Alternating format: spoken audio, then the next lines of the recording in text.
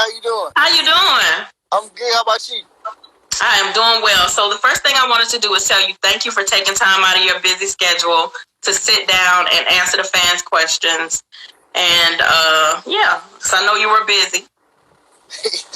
Yeah, I've been running crazy. But yeah, it's no problem, man. I'm happy to be on the show. Yes, sir. So what I'll do is I'll start off with one of my questions and then I'll go ahead and get right into the fans' questions, okay?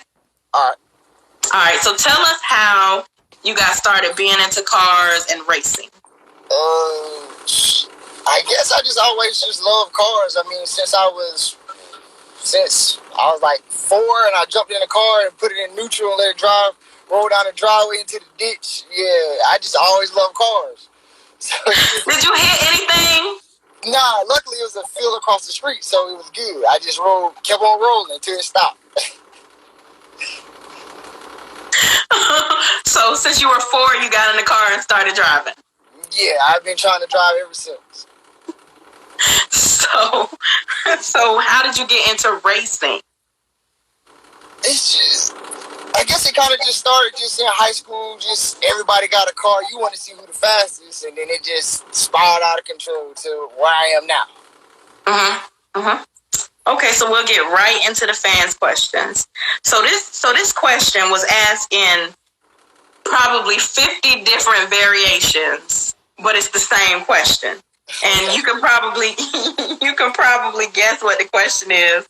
But the question is, what made you choose to be with In and Out?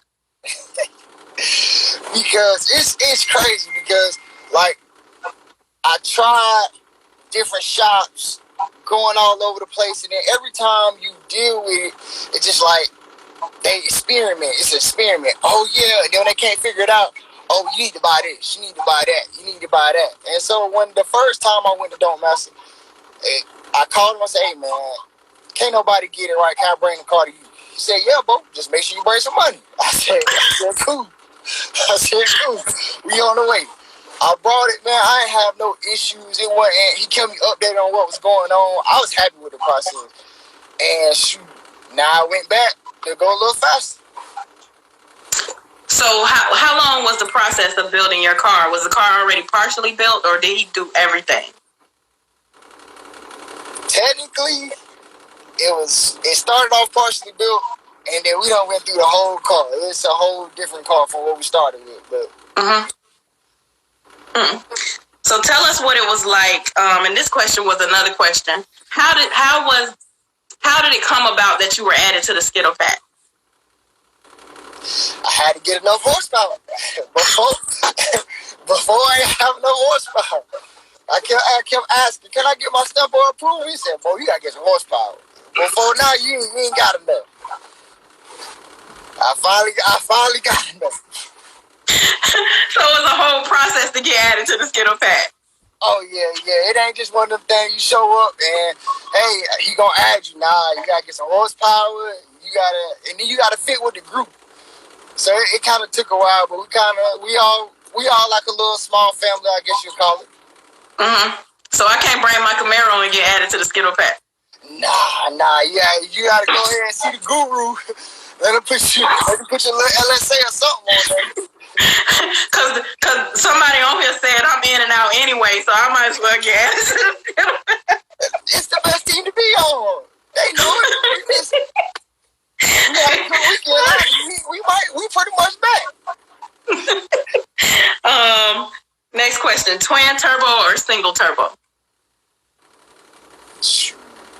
I guess I'll say single because that's what I'm rocking with. So it's working. It's working. We working out all the bugs, but it's working for me.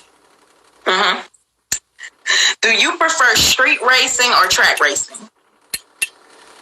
I mean, I say I prefer the track because when you get to the horsepower that these cars making now, it ain't really safe to be on the street. Them cars don't really hook like just a little 500, 600 horsepower car.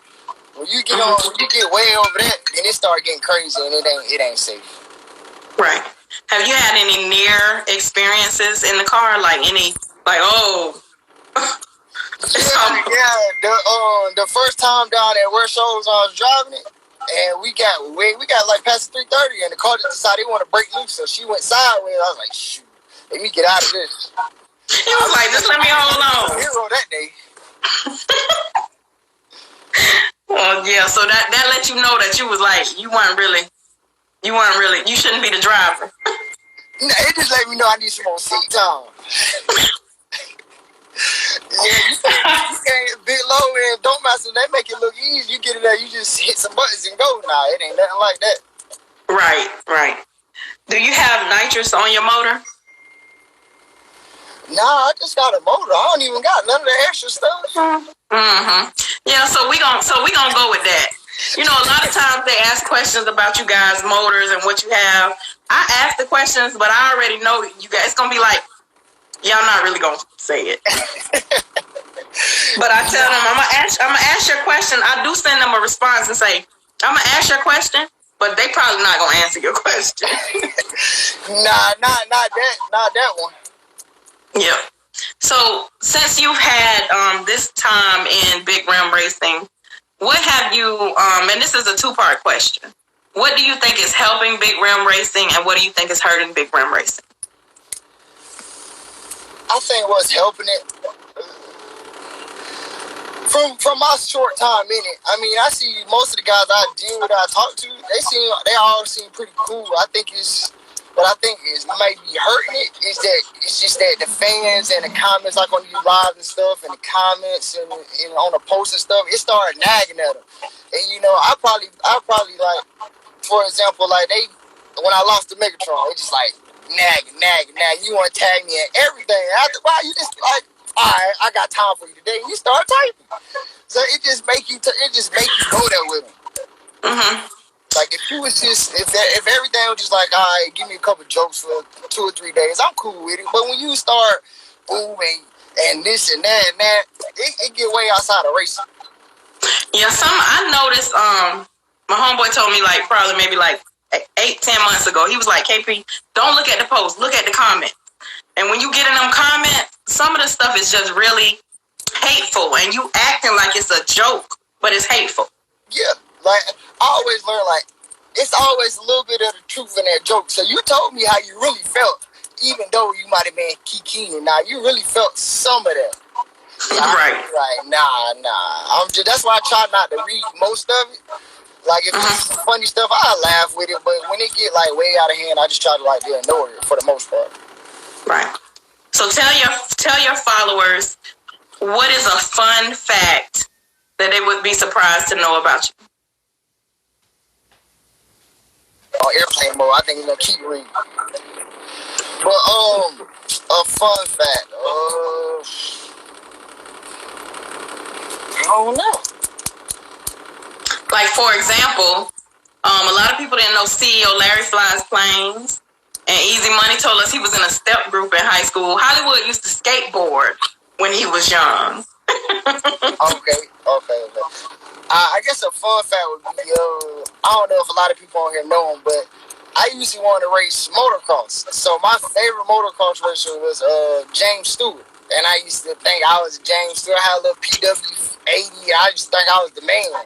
And I was nothing. I couldn't do a jump or nothing. But I just always loved it. I always had a passion for it, but it wasn't my thing.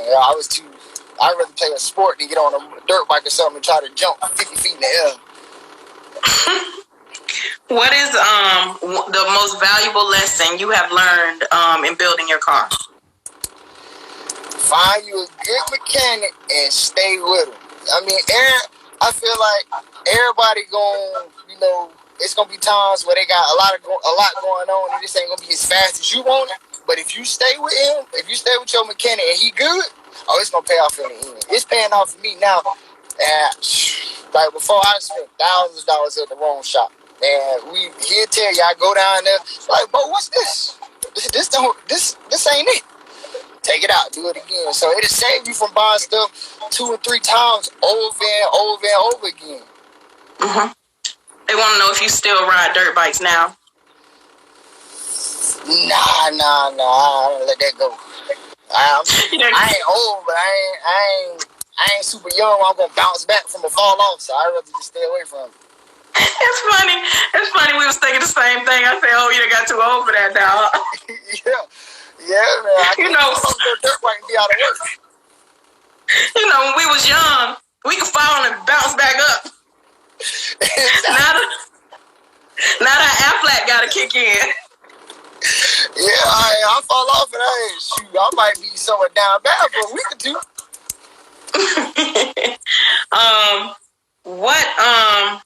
Before you actually big rim race, did you have a favorite team or a favorite car or?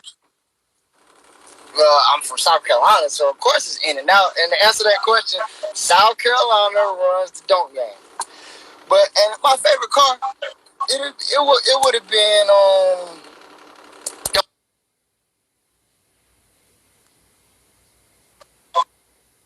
he was every time he went somewhere he was winning. Don't master. Mm-hmm. Okay. How did you get introduced to the dunk game? Like before, how did you find out about it? When did you first learn about dunk racing? Well, I had a dunk at 16. I didn't know what it was. I just knew I wanted it. So I had a Corvette that was given to me. I traded that for the dunk, and then I had that until I went to high school. Well, until I went to college, and I sold it to buy a tow truck. So I had a dunk before I knew what a dunk was. You know, what's ironic about that? My brother used to have a dunk. And of course, being from the South, no matter where you are from the South, but I'm from Florida. So Florida, like, I've been seeing dunks since I was like in the 3rd grade, maybe before. My brother sold his dunk to open his restaurant. You got to make that sacrifice. It'll buy 10 more dunks now if I wanted it to. So I agree with him on that. You gotta do it, even though I hope the dude want to sell me my car back. Every time I see him, I ask him about it. He don't want to sell it just yet. Oh, so he just riding around in your car? Oh, well, it's his car now, but yeah, it's his car now. Yeah, he say he redoing it. So, so we gonna see. But he gonna break down and sell it back to you. Eventually he will. I'm gonna get it back. He gonna tax you though. But the dunk price though went way up, man. You can't get no cheap dunk no more. When I bought that one, when I traded for it, I think the guy said he paid like $2,500 for it. And it was like brand new, only had like 32,000 miles on it. Now, man, you getting a rust bucket for 5,000 and up. I ain't gonna say nothing about that. What is your favorite year dunk? 72. Cause that's the year I had. The first year I had. 72? 72. That's the year I started off with. So it's always gonna be my favorite one. I'd have had 71, 73. I had 2 71s, but it just don't do it for me because it ain't that 72 I had. What do you think is the difference between race talk and disrespect? When you start getting personal, when you start like you want to go through the person's page and you want to talk about just random stuff like the kids and everything else, just leave it about racing. If the car lost, it lost. If you want to call the car ugly, that's cool too. But people start just pushing the line where it's more about I say your personal life than it is about the car and racing. Why do you think it's so hard for people to not cross the line into the disrespect? Because it gives you a lot of courage to say whatever you want to say behind this keyboard. But if you to that person's face, you'll see, like, when you go to the car show, you'll see a lot of people. You're like, I know you from that comment you said, but you just keep on walking past like you didn't even see me. Well, what happened to that comment? But it don't be like that. Right, have that same energy. The energy drop off. It's a whole different person. and pull the hat down, the brim low like Jay-Z. You can't see them. They keep on. Yeah, I noticed that. I look in people's comments and I'm like, you was just talking to that man. You were just talking to him, but now you don't want to say nothing to him in person. Just come on over. Hey man, I'm the one that said that. But it ain't ever get to that. What would you change about your build if you could change anything? Buying everything 3 times. You bought everything 3 times? Everything on that car been literally bought 3 times, if not more.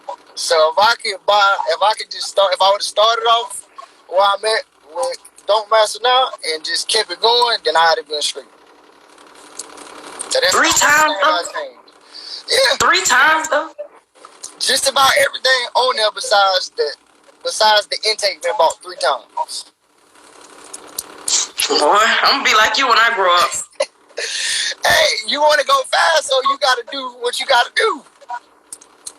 That's true. How do you balance racing and track life and owning your business and your personal life, your family? I think I ain't got the grasp on that yet. I'm trying to figure it out, but I think for the most part, I try to do everything business from like 8 or like 7 in the morning till like 7.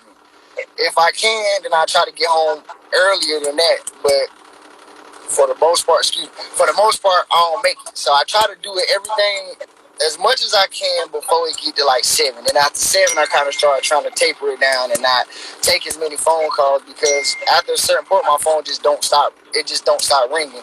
But I got to go home because I got 2 kids and a wife. So I got to be home to give them my time too, because they know on the weekend if I go racing, I'm not going to be there. So it's better that I come home, spend time with them, get everybody their time, because if not, I got some angry people at home. Oh, you got business hours, huh? Yeah, I try to have them anyways. I try. How that's working out for you? It ain't working. They don't respect it. My phone ring non-stop. You gotta turn it off and turn it on do not disturb or airplane mode, huh?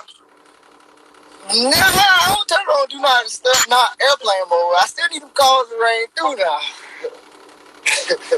I still like that money. What made you get started into owning tow trucks? I really thought I was going to the league. So I went to tryouts and different stuff, and I finished my schooling with a degree in finance. So when that didn't work out, I thought I was going to go in the bank. That didn't work out. So we had a tow truck, but it was just sitting there. Nobody ever used it. So I was like, shoot, I ain't got no money. The truck's sitting here, let me do something. So I started running that, passing out cars, just being everywhere in it, just investing in that. And it finally started to take off. So I was like, this is what I'm going to do. I'm happy with it. I ain't got to ask somebody, when can I go to the bathroom, or can I go to the, just crazy stuff. Can I have a vacation? You know what I'm saying? I want to do what I want to do when I feel like when I want to do it. So it kind of just spiraled out. So I've been doing it ever since, and I love it. How long have you been owning your tow truck company?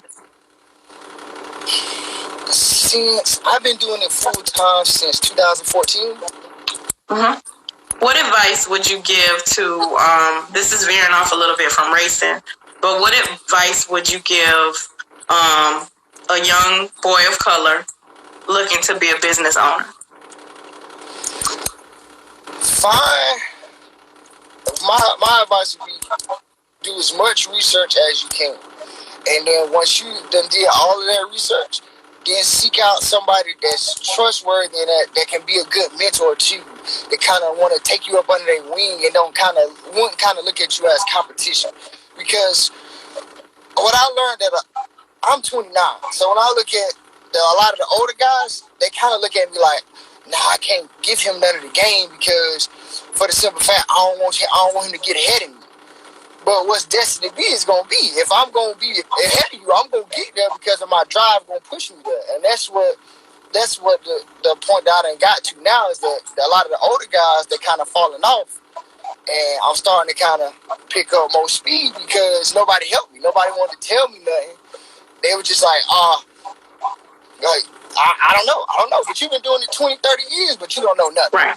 So I say find you a good mentor to push you, to kind of guide you along if you can. So being that you had that experience, does that mean you now mentor young boys who are looking to be entrepreneurs? Yeah, most of the time I try to pass as much knowledge as I can. But a lot of people just want you to get it to them. So for me, it's like I want you to show me some effort. I ain't just gonna sit down and give you the blueprint, but come talk to me. Show me that you really want to do this, and I'll help you. as much as I can. And what I don't know, I put you on to somebody that do know. But you ain't just gonna come to me and say, "Hey, Kirby, I wanna run a tow truck business. How I do it?" And we gonna sit down. Nah, come holler at me. Show me that you really want to do it. Show me how interested you really is. Don't just waste my time, because it'd be a bunch of people that'll call you and be like, "Hey, I want to do it." They don't show up for the meeting. You don't schedule your time out for them, and they just blow it off like it didn't matter. Right. So have you ever thought about starting, like, do you do mentoring a lot in your area or in your in maybe your old neighborhood, if you don't live in your old neighborhood or anything like that? I wouldn't call it not so much as mentoring. We done started for the last 2 years. Now I got a grasp on everything. I done started coaching football, so we got to get back to the kids that way. Right. That's dope. So what would you like for your fans, followers, supporters, I guess even your haters, what would you like for them to know about you? That I'm coming for the Rookie of the Year. This is my year. I'm ready for it. The car's 98%. So we just about there. We about got it figured out. So after that, Rookie of the Year, that's me. Just go ahead and sign my name on the trophy at the end of the year. Oh, Rookie of the Year. Rookie of the Year. It's coming. I didn't see that coming. Yep, it's coming. So I started a new segment of the show after I've asked all my questions. It's called Talk Your Shit. So now you get to talk your shit. What you want to say? I want to say that Primo and TZ and Big Low, I'm coming for all my money back. I need it all back. I'm coming. The car right, we ready. I'm coming to bet my money back. And then, little man, we didn't get it on when I was in Reynolds. We was in Reynolds because you had an issue, so we gonna get that on. I seen your comment about that slow car. You thought I didn't see it, but I'm coming for that one too. Oh, so you just gonna draw on everybody? Oh yeah. Go ahead. And MJ, that's my last one. I'm leaving everybody else alone for now. MJ. I'm coming to get the stimulus you're giving out to everybody else. I need it. I need it. You coming to get the what? The stimulus package. Hey, $2,500 stimulus package. Hey, it's going good for everybody. You might well give me some too. Well, that's hilarious. Well, I really appreciate you sitting down, taking time out of your schedule to talk to us today. I know it's been a long time coming. I will tell you this though. I try to do a little bit of research if I don't know the guys personally that I'm going to interview. And the one thing I can tell you about when I was preparing to interview you, I never heard a bad thing about you. Like, everybody was like, he a cool guy, he a humble guy. He just, you know what I'm saying? He just, and that's one of the things that I think the fans love about certain people in this game. You know, they don't act like, because we're all just regular people. So the ones of you guys that don't act like it's a bother to talk to people or it's a bother to, to be around people, I think the fans really love that. And like I said, I've only heard, even from the other racers, I've only heard positive things about you. And that's crazy considering you in here drawing on them and y'all racing. It's all funny, guys. They know at the end of the day, we gonna race our cars and talk some shit, but we gonna be fun. We ain't gotta be so serious all the time. This what we here for, just to have fun. Cause this ain't nobody. I don't think it's nobody full-time job to sit in the car and just race cars all day. We all got to do different stuff, so we gotta have fun with this. Right, I agree, and I'm glad you're having fun with it. And I always tell people, you got a choice. When it's no longer fun, you can walk away. And that's what I think when they get to that point, that's what they should do, because then you just gonna start bringing everybody into everything else you got going on. Right. Well, we appreciate you joining today, and yeah, so I'm gonna see how that goes for you. All the people you done drawed on. Oh, it's gonna go good. I'm with the team, in and out. Like I said, they got a little lucky. They had a lot of time to prepare because of the corona, but we on the way back. Okay. All right. Well, thank you for joining today. All right. We appreciate it. Have a good one. All right, you too.